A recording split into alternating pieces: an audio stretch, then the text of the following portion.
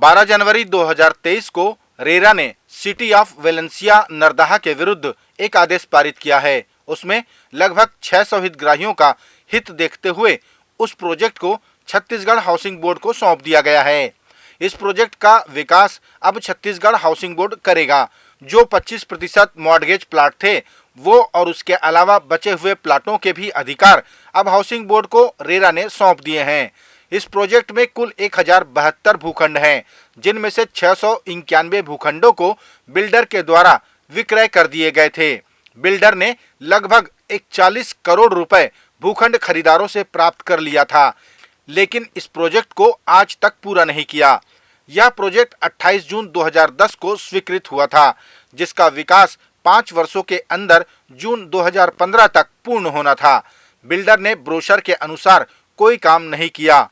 RERA ने माननीय सर्वोच्च न्यायालय द्वारा प्रकरण क्रमांक 940/2017 विक्रम चटर्जी व अन्य के विरुद्ध ट्विन टावर को गिराने का आदेश दिया था, जिनकी कीमत करीब 500 करोड़ थी। उसी को नजीर मानते हुए आज यह लैंडमार्क आदेश रेरा छत्तीसगढ़ द्वारा पारित किया गया है।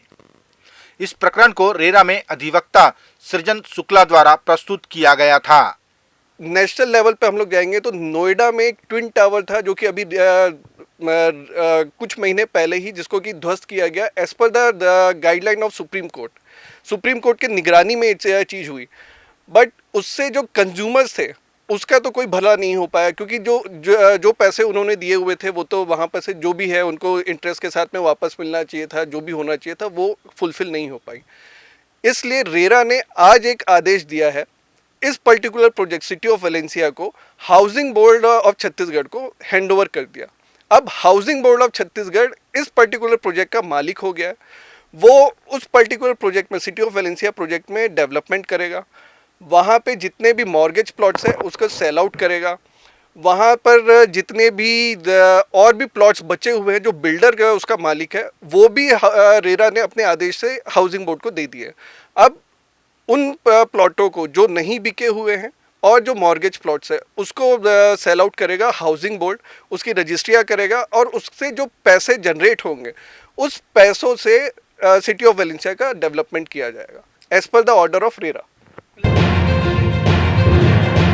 छत्तीसगढ़ के मुख्यमंत्री भूपेश बघेल ने आंकड़े प्रस्तुत करते हुए कहा कि छत्तीसगढ़ में निवेश को लेकर भारतीय जनता पार्टी के सभी आरोप निराधार हैं। उन्होंने जानकारी दी है कि भारतीय जनता पार्टी के शासनकाल में हुए इन्वेस्ट से अधिक इन्वेस्ट हमारी सरकार के कार्यकाल में हुए हैं। आरोप लगाए थे यहाँ इन्वेस्टमेंट नहीं हुआ है, एमयू हुआ है। भारतीय जनता पार्टी के जो सरकार में जो इन्वेस्ट हुआ था छत्तीसगढ़ में, ये 2017-18 की बात बता रहा हूँ, 1553 करोड़ 17 में और 18 में 1014 करोड़, ये उनकी स्थिति थी। हमारे समय में 2020 में 7,367 करोड़ 73,567 करोड़, 73,567। दूसरा 2021 में 16,492 करोड़ और 2022 में 2,753 करोड़। ये status of industrial entrepreneur memorandum intention part 1 and implementation part B, ये भारत सरकार की वेबसाइट से है। तो ये आंकड़े पर्याप्त है बताने के लिए कि भारतीय जनता पार्टी में क्या स्थिति थी और कांग्रेस के शासन में क्या स्थिति थी। ये दोनों पेपर आपको स्पष्ट कर देंगे। आंकड़े बता रहे हैं कि भारतीय जनता पार्टी के नेता कितना झूठ बोल रहे हैं। छत्तीसगढ़ में स्मार्ट सिटी के निर्माण कार्यों की शिकायत का पुलिंदा लेकर भारतीय जनता पार्टी के नेताओं ने केंद्रीय मंत्री हरदीप सिंह पुरी से मुलाकात की।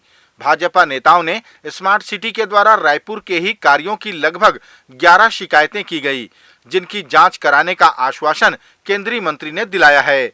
इस मुलाकात में सांसद, पूर्व मंत्री और विधायक समेत कुछ एक कार्यकर्ता भी शामिल रहे। इन दिनों छत्तीसगढ़ में यातायात सड़क सुरक्षा सप्ताह मनाया जा रहा है। इसके अंतर्गत कबीरधाम जिले में पुलिस कर्मियों ने हेलमेट लगाकर मोटरसाइकिल चलाई और लोगों को जागरूक किया।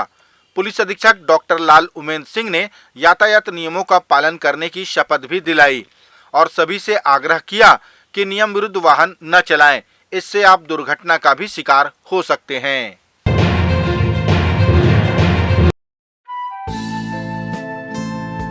Holmes logy premium quality construction, हम बनाते हैं आपके सपनों का घर। जैसी हो आपकी कल्पनाएं, वैसा ही हम घर बनाएं।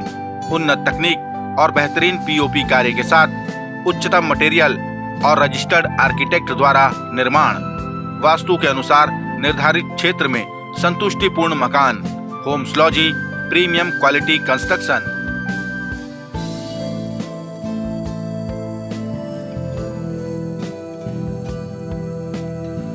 वाह, मैंने ऐसे ही घर की कल्पना की थी।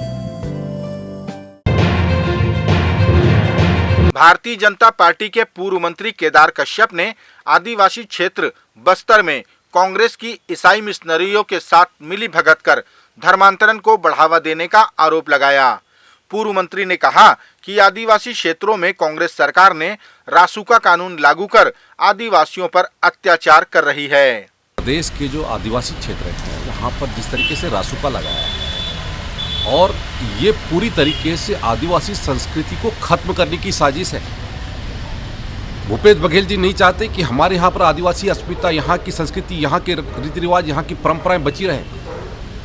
ये लोग हमारे आदिवासी समाज को धर्मांतरण की ओर बढ़ाना चाहते हैं। ये लोग कहीं ना कहीं से मिशनरियों के साथ में मिले हुए दिखाई देते हैं। आप लोगों पर किसका दबाव है ये मुझे नहीं मालूम। मुझे तो लगता है कि सोनिया गांधी का सीधा सीधा आप पर दबाव है और आप अपनी मुख्यमंत्री पद बचाने की दृष्टि से लगातार हमारे आदिवासी समाज को इस गर्त में भेजने का काम कर रहे हैं। केंद्र की मोदी सरकार के कैबिनेट का विस्तार होगा, ऐसी आशंकाएं व्यक्त की जा रही हैं कि इस बार छत्तीसगढ़ से किसी सांसद को मंत्री बनाया जा सकता है। मुख्यमंत्री भूपेश बघेल ने भी खुशी जाहिर करते हुए कहा कि अगर ऐसा हुआ तो इससे अच्छी खबर और क्या हो सकती है। हम तो चाहते हैं कि छत्तीसगढ़ से प्रतिनिधित्व मिले, ज़्यादा से ज़्यादा मिले, कैबिनेट मंत्री मिले। इनके शासनकाल में इनको 9-10 सांसद मिलते हैं छत्तीसगढ़ से, लेकिन कैबिनेट मंत्री तो मिला ही नहीं आज तक के। बल्कि कांग्रेस शासनकाल में कैबिनेट मंत्री हुआ करते थे छत्तीसगढ़ से। इनके शासनकाल में कभी कोई कैबिनेट मंत्री भी नहीं बना। महाराष्ट्रियन तेली समाज रायपुर द्वारा आगामी 21 और 22 जनवरी को सामाजिक मिलन और वार्षिक स्नेह सम्मेलन का आयोजन किया जा रहा है।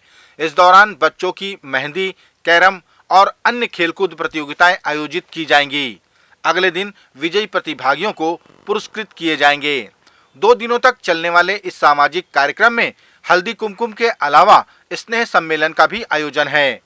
तेली समाज के अध्यक्ष राजकुमार बारबूधे ने बताया कि समाज के अश्वनी नगर स्थित भवन में आयोजित इस कार्यक्रम में बड़ी संख्या में सामाजिक बंधु शामिल होंगे।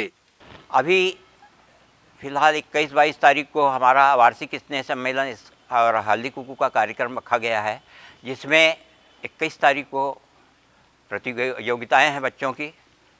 बैडमिंटन, कैरम, रंगोली प्रतियोगिता, चित्रकला प्रतियोगिता, पुष्पकला प्रतियोगिता, बच्चों के डांस, ये सब कार्यक्रम रखे गए हैं। और 22 तारीख को जो है मंचीय कार्यक्रम है, जिसमें रंगारंग सांस्कृतिक कार्यक्रम कराए जाएंगे और जो है मुख्य अतिथि वगैरह का और विशिष्ट अतिथियों का स्वागत किया जाएगा। राष्ट्रीय युवा दिवस स्वामी विवेकानंद जी की जयंती के अवसर पर दंतेवाड़ा में मैराथन दौड़ का आयोजन किया गया। भारतीय जनता युवा मोर्चा की दंतेवाड़ा इकाई द्वारा आयोजित यंग इंडिया रन के नाम से मैराथन दौड़ आयोजित की गई, जिसमें जिले के युवाओं ने बढ़ चढ़कर हिस्सा लिया। इस दौरान 15 युवाओं को पुरस्कृत भी किया गया। युवा मोर्चा के प्रदेश अध्यक्ष रवि भगत जी के निर्देशानुसार सभी जिलों की तरह दंतेवाड़ा जिले में भी युवा मोर्चा दंतेवाड़ा के द्वारा आज हमने यंग इंडिया रन मैराथन दौड़ कार्यक्रम का आयोजन किया। हम सभी युवाओं को स्वस्थ रहने और जीवन में आगे बढ़ने के लिए प्रोत्साहित कर रहे हैं। इस दौड़ के माध्यम से हमने हमारे इस मैराथन दौड़ कार्यक्रम में लगभग 100 से अधिक युवाओं ने हिस्सा लिया और इस कार्यक्रम को सफल बनाया है।